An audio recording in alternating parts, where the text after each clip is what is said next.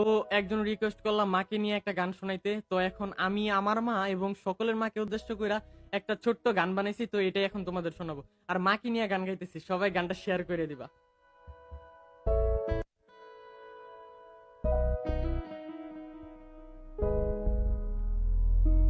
মা, তুমি ছেড়ে আমায় যেও না, তুমি জান্নাতের ঠিকানা। যারা মাকে কষ্ট দাও জান্নাত পাবে না।